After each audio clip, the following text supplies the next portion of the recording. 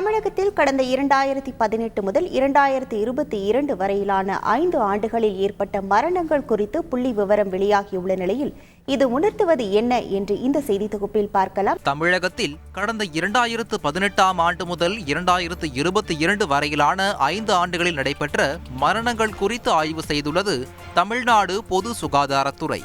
அவற்றில் 70% முதல் 76% வரையிலான இறப்புகள் வீடுகளில் நடந்திருப்பதும் 21.8% முதல் 27.4% வரையிலான இறப்புகள் மருத்துவமனைகளில் நடந்திருப்பதும் தெரியவந்துள்ளது.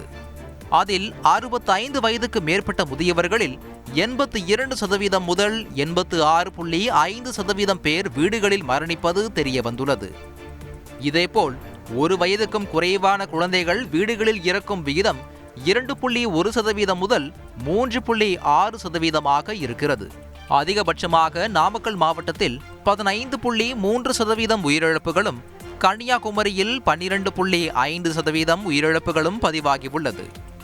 1 வயதுக்கு உட்பட்ட குழந்தைகள் வீடுகளில் இறப்பதற்கு நிமோனியா, இருதய பலவீனம் உட்பட இறக்கும் போதே இருக்கும் பிரச்சனைகள், உடல் நலம் இல்லாத குழந்தைகளுக்கு வலுக்கட்டாயமாக பால் கொடுப்பதால் ஏற்படும் மூச்சு திணறல் ஆகியவை முக்கிய காரணங்களாக இருப்பதாக சுகாதாரத்துறை தெரிவித்துள்ளது.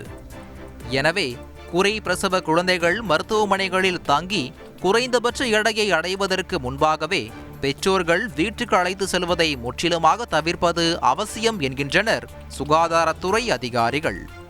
5 முதல் 14 வயதுக்குட்பட்ட சிறார்கள் இறப்பை பொறுத்தமட்டில் வீடுகளிலோ மருத்துவமனைகளிலோ அல்லாத சூழலில் ஏற்படும் மரணமே அதிகமாக இருக்கிறது.